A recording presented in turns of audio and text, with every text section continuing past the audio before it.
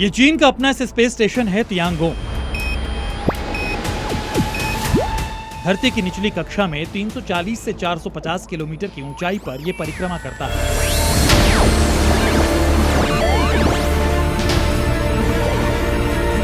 ठीक वैसे ही जैसे 15 देशों और 5 अंतरिक्ष एजेंसीज का साझा स्पेस स्टेशन ISS पूरी धरती का चक्कर लगाता है। चीन का यह स्पेस स्टेशन 2021 में शुरू हुआ और अभी तक इसमें 3 ही मॉड्यूल लगे। लेकिन यहां चीन ऐसे स्पेस एक्सपेरिमेंट कर रहा है जिसे सुनकर आप हैरत में पड़ जाएंगे। बीजों का अंकुरण, सब्जी अनाज का प्रयोग, मानव भ्रूण का विकास। अगर पिछले कुछ महीनों या बरसों में चीन के स्पेस स्टेशन पर बच्चे के जन्म की किलकारी सुनाई दी तो इसमें कोई हैरानी नहीं होगी। चीनी एजेंसीज की रिपोर्ट के मुताबिक स्पेस स्टेशन पर मानव भ्रूण को विकसित करने की दिशा में चीन के वैज्ञानिक काफी अहम कामयाबी हासिल कर चुके हैं। इसी मई में चीन ने स्पेसक्राफ्ट के जरिए कृत्रिम भ्रूण भेजा है। ये भ्रूण टियानजू 10 नाम का कार्गो स्पेसक्राफ्ट लेकर गया है। ये असली भ्रूण नहीं है, इसे इंसान में विकसित नहीं किया जा सकता, लेकिन स्पेस स्टेशन में 14 से 21 दिनों के स्टेज के अध्ययन में इस्तेमाल हो सकता है। इसके जरिए माइक्रोग्रेविटी में cell division, fluid dynamics, gene expression समझा जाए। अगर हम वहाँ पे हमारी बस्ती बनती है तो पहली बात ये कि सबसे ज़्यादा जो दिक्कत आएगी वहाँ पे उसकी ग्रेविटी कम है। आपने देखा होगा कि जो भी इवन जो स्पेस सेंटर में जो लोग रहते हैं, जब वो वापस आते हैं तो उनकी जो बोन डेंसिटी है वो काफ़ी कम हो जाती है और जो बायोलॉजिकल और फिजियोलॉजिकल जो चेंजेस आते हैं कम ग्रेविटी या माइक्रो ग्रेविटी में, उन चीज़ों से निपटना बहुत ज़रूरी है। अंतरिक्ष में मानव भ्रूण विकसित करने के प्रयोग में तेजी दरअसल पिछले साल से आई, जब चीन शेंजोऊ 21 मिशन के साथ 2 नर और 2 मादा चूहों को प्रजनन के लिए भेजा। इन दोनों चूहों को धरती पर लाया गया तो इन्होंने स्वस्थ चूहों को जन्म दिया। इसके साथ चीन ने जेबरीफिश, एक तरह की तैराक मछली पर भी यही एक्सपेरिमेंट किया, जिन्होंने अंतरिक्ष में सफलतापूर्वक प्रजनन किया। तो क्या ऐसी संभावनाएं इंसानों के लिए भी होने वाली हैं?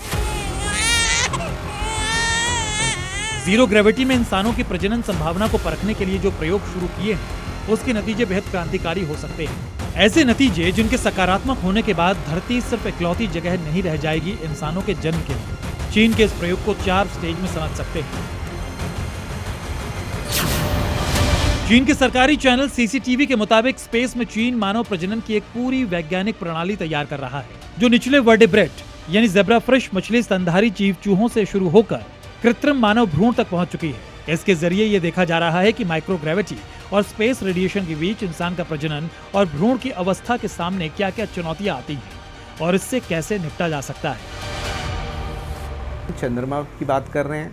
चंद्रमा से जो हमारे लॉन्चिंग स्टेशन बनेंगे मंगल के लिए, शुक्र के लिए, या और इंटरप्लेनेटरी या कहीं की जो गैलेक्सी भी हो सकता है। अब यहाँ पे दिक्कत ये आती है कि वहाँ इतनी दूर पहुँचने के लिए कई साल लगेंगे, 100 साल से ज़्यादा भी लगेगा, और आदमी की जो उम्र है वो 100 साल से कम है। तो आप अगर ऐसे मिशन वहाँ भेजेंगे तो उस तरीके के मानव क्या आप तैयार कर पाएंगे कि आपने उनको सुला दिया और एक कुछ सालों तक वो चलते रहे और जब वो वहाँ पहुँचे तो उनको दोबारा से रिवाइव कर दिया जाए। चीन के स्पेस ह्यूमन प्रोजेक्ट के प्रमुख यू लेकियन के मुताबिक पूरे प्रयोग का मुख्य उद्देश्य पृथ्वी से दूर भविष्य में मानव बस्तियों की स्थापना है। इसकी तैयारी के लिए भ्रूण के प्रारंभिक विकास पर गुरुत्वाकर्षण और उसकी अनुपस्थिति के प्रभाव का अध्ययन करना है।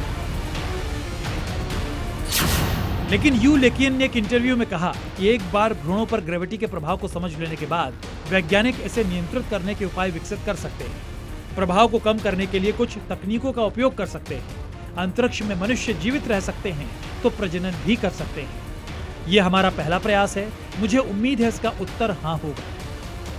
चीन से पहले भी जापानी वैज्ञानिकों ने इंटरनेशनल स्पेस स्टेशन पर साल 2023 में चूहों का डबल सेल वाला भ्रूण भेजा था और इस पर गुरुत्वाकर्षण बल के प्रभाव का अध्ययन किया था। ये प्रयोग इसलिए भी जरूरी है क्योंकि धरती पर पूरे जीव जगत का निर्माण गुरुत्वाकर्षण के बल पर ही है।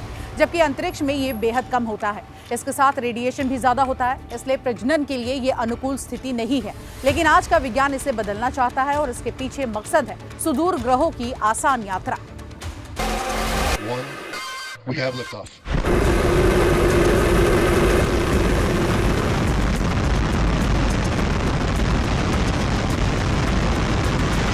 भारत के मंगलयान समेत दुनिया भर के अंतरिक्ष अभियानों का एक ही मकसद है, पृथ्वी से अलग मानव बस्तियां बसाने का सपना।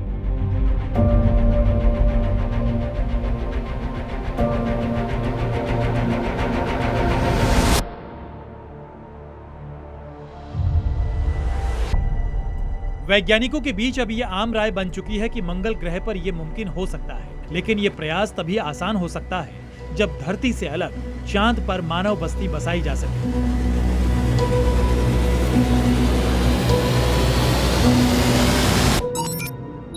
नासा के साथ काम कर रही एलन मस्क की कंपनी स्पेस एक्स ने तो चांद पर मानव बस्ती का पूरा खाका भी तैयार कर लिया है। अगर सब कुछ मौजूदा प्लान के मुताबिक चलता रहा तो 2030 तक चांद पर इंसान का पहला गांव बस जाएगा।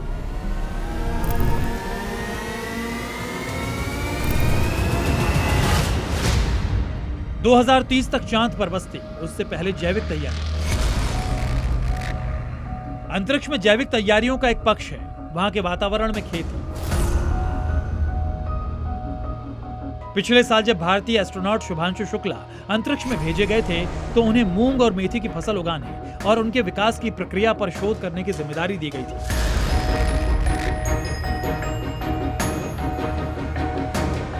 यहां पर यह जानना दिलचस्प होगा कि पिछले एक दशक के प्रयोग में अलग अलग देशों ने दर्जन भर से ज्यादा सब्जियां और अनाज अंतरिक्ष में उगाने में कामयाबी पाई है।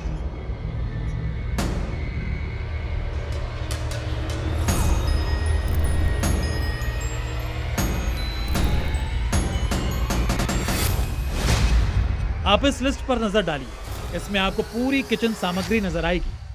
गेहूं, चावल जैसे अनाज से लेकर प्याज, टमाटर, अदरक, मिर्च, मूंग, मेथी जैसे साग और दाल, सब कुछ।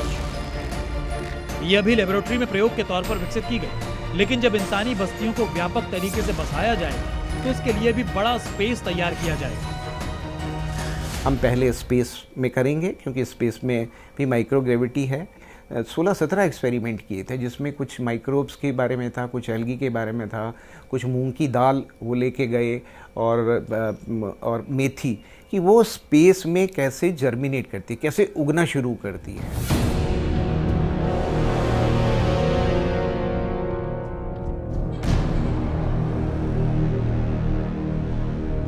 तो अंतरिक्ष वातावरण में विज्ञान ने खेती मुमकिन कर दी और अगर सब कुछ ठीक रहा तो अगले कुछ वर्षों में मानव प्रजनन और संतान का जन्म भी मुमकिन होगा।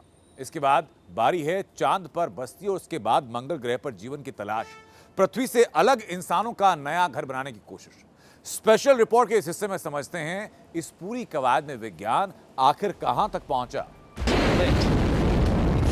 पिछले महीने अमेरिकी स्पेस एजेंसी नासा के आर्टेमिस मिशन ने जिस तरह से 4 दिन में चंद्रमा की दूरी पूरी उसके अनदेखे दक्षिणी ध्रुव के करीब से तस्वीरें ली, इसे चंद्रमा पर बस्ती बनाए जाने की दिशा में अहम पड़ाव माना जा रहा है।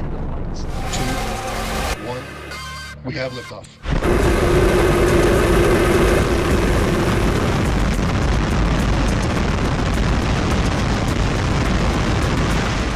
आर्टेमिस से पहले एलन मस्क की कंपनी स्पेस टूर पर लोगों को ले जाकर अंतरिक्ष यात्रा के बारे में लोगों को जागरूक कर रही है और साथ ही इसे कम जोखिम भरा बनाने की दिशा में काम भी कर रही है।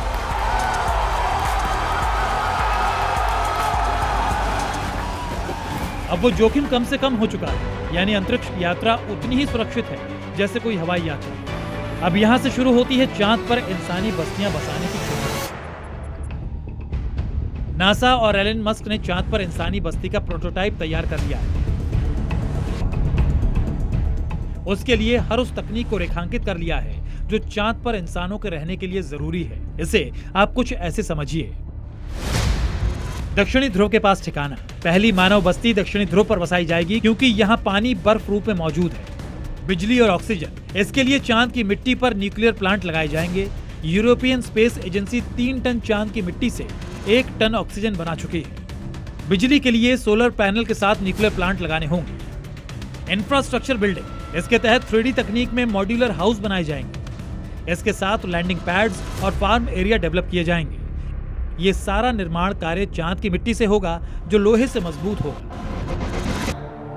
नासा और एलन मस्क का दावा है कि 2028 से 2030 तक बड़े कार्गो स्पेसशिप चांद पर उतारे जा सकेंगे, जिसमें बिल्डिंग मटेरियल, वर्किंग रोबोट्स होंगे।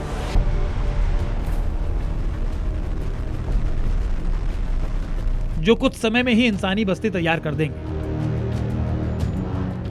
अगर ये मुमकिन होता है तो यहां से मंगल मिशन धरती की तुलना में 1/4 कम खर्चीला और आसान हो जाएगा।